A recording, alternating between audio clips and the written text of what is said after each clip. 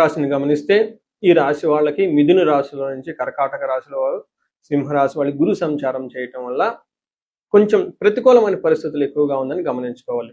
ఎందుకంటే గురువు మీకు ఇప్పటిదాకా 11th హౌస్లో ఉండి లాభాన్ని తీసుకుంటూ లాభప్రదంగా ఉన్న గురువు మీకు వ్యయాన్ని అప్పుల్ని తీసుకొని వచ్చి అధికమైన ఖర్చులను తీసుకొచ్చి అధికమైన ఖర్చులు మీ ఆదాయానికంటే విపరీతంగా ఖర్చులు ఉండటంతో ఆ ఖర్చుల వల్ల మీకు అప్పులు చేయవలసి వస్తుంది. ఈ అప్పులు తీర్చడానికి మళ్ళా మీకున్న స్థిరాస్తులు చరాస్తుల్ని అమ్ముకోవలసి వస్తుందని గమనించుకోవాలి.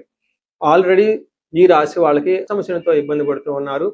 అయితే ఈ సమస్యలతో ఇబ్బంది పడుతున్న గురువు ఇప్పటిదాకా మిమ్మల్ని కాపాడటం వల్ల మీకున్న ప్రాబ్లమ్స్ కొంచెం మీరు జాగ్రత్తగా తట్టుకోగలిగారు. అయితే ఇప్పుడు గురువు మీకు ప్రతికూలంగా ఉండటంతో ఈ ప్రాబ్లమ్స్ మీకు చాలా అధికమయ్యే అవకాశం ఉంటుంది. ఈ రాశి వాళ్ళు పరిహారాలు చాలా ఖచ్చితంగా చేయించుకోవటం ఎంతైనా అవసరం.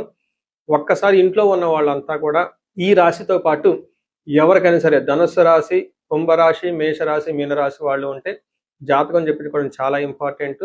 వచ్చే టైం కొంచెం ఇబ్బందికరంగా ఉంటుంది. ఇది మీకు భయపడటానికి చెప్పడం లేదండి, జాగ్రత్త పడతారు అన్న ఉద్దేశంతో మీకు చెప్పడం జరుగుతుంది. 12వ స్థానంలో గురువు ఉంటే ఏమవుతుంది? శుభమోలో వ్యయకృత్ అంటే శుభకార్యాలు చేయటం వల్ల వ్యయమవుతుంది. అంటే ఏంటి? పెళ్లిళ్ళు, లేదంటే గృహ ప్రవేశాలు, గృహ ఆరంభాలు, ఇల్లు కట్టుకోవటము, ఫారిన్ వెళ్ళటము, హైయర్ ఎడ్యుకేషన్ గురించి లోన్లు తీసుకోవటం ఇలాంటి జరిగే అవకాశం ఉంటుంది. ప్రాణీ విక్రయ దోషణం, స్థాన భ్రష్టత్యంత దారిద్ర్యం, ద్వాదశి స్థానకే గురు అని మనకి సంస్కృతంలో చెప్తారు. అంటే మీకు బాగా ఉపయోగపడే పశువుల్ని కానివ్వండి, బాగా ఉపయోగపడే ల్యాండ్ కానివ్వండి, బాగా చక్కగా ఉన్న బిజినెస్ లాంటి మీరు అమ్ముకోవలసి వస్తుంది. లేదంటే ఒంటి మీద ఉన్న బంగారం లాంటి అమ్ముకోవలసి వస్తుంది.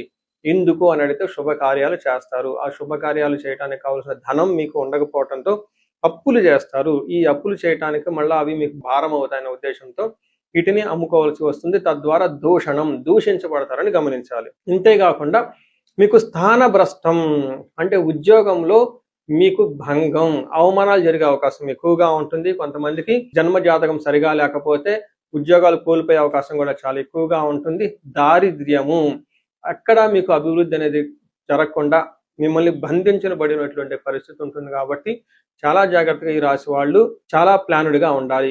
వీలైనంత ఎక్కువ టైము ఆధ్యాత్మికంగా గడపటము, తర్వాత భక్తికి సంబంధించిన పుస్తకాలు, గుడులు, తర్వాత ఆశ్రమాలు తిరగటం ఇవన్నీ చేస్తూ ఉండాలని గమనించాలి. అయితే